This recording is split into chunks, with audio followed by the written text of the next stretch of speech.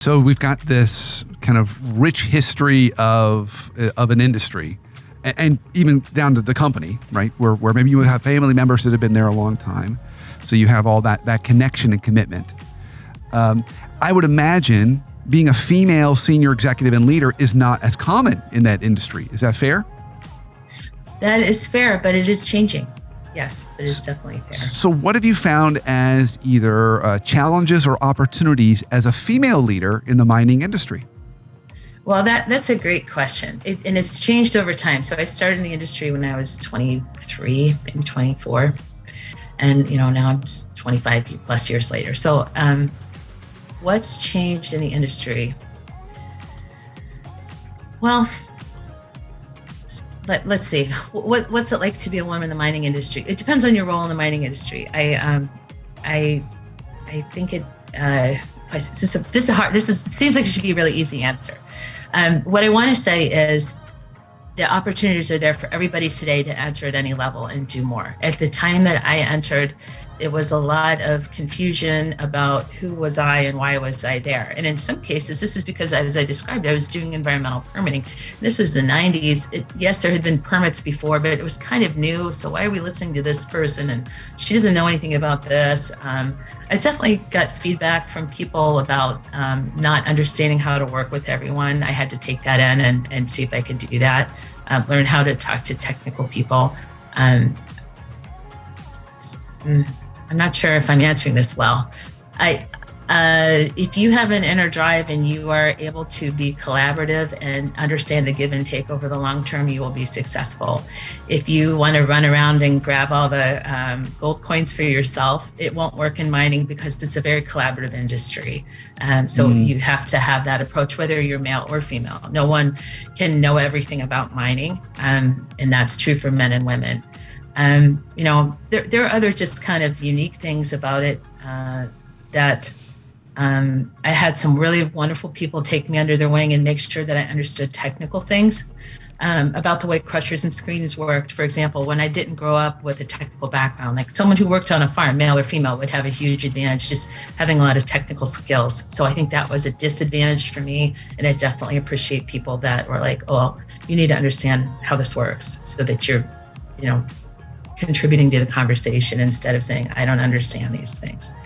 At one company I worked for, we would have a crusher school, and I sat in on crusher school. It was a week-long class just to learn how to operate crushers. And again, I remember saying to my husband, I said, I feel like I'm in guy school, and I did not ever go to guy school before. I'm not a mechanical engineer. I didn't learn about all the kinds of lubrication and greases and the way that valves could work. So you really have to take the time to understand the technical impacts of whatever it is that you're working on to be seen as somebody who's a contributor, whether you're male or female. So I don't know if that's helpful, but that's some thoughts on being a woman in mining. I think that's great. So now let's just move on the other side. So then you had to learn some of that technical expertise, learn how to talk to different people.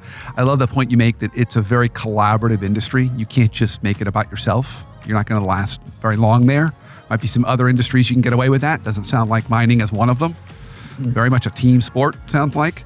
And so then at some point in your career, you said, all right, I've decided I am going to fully pull myself off the playing field over to the sidelines with the clipboard, which is much more of what you're doing today as a more president, COO kind of role.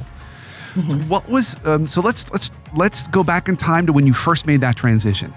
What was the biggest learning for you?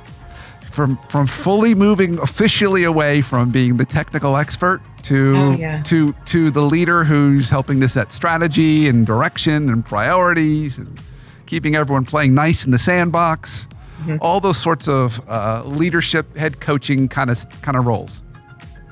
Well, I had to learn about finance. I did not know about finance, being a technical expert, and understand what was going on with sales and what's an average selling price, and how do we I may know about costing, but how do we really understand how the business is making money at the end of the day?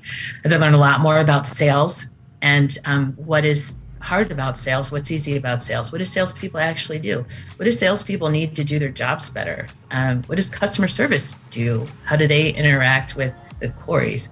The mining business is a little bit weird because inside the business, 95% of the people are going to be making the product and 5% are doing the rest. So when you enter that business, you might think operations is it. It's all about operations. Well, of course it is for the 95%, but it's the other 5% that are really integral to the business or they wouldn't be there. So we need salespeople, we need finance people, we need IT people. We need to have a plan for all these things. And, operations has to be great at what it's doing, but all these other areas do too. And they're super important and they have to be done really well too. Yeah. So it reminds me way back when I was getting my MBA. We both got our MBAs from Goizueta. Mine was a full-time MBA. Yours was the executive MBA. And I remember in my last semester, I had a tax professor and her name was Connie Kurtz. And it was corporate tax was the class. And she opened the class this way. She said, this class is a mile long and an inch deep.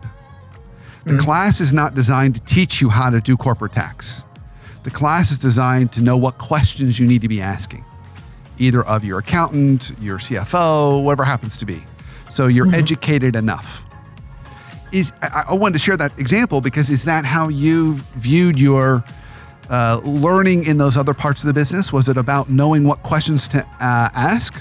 Or did you feel like you need to go in and become an expert in finance, for example?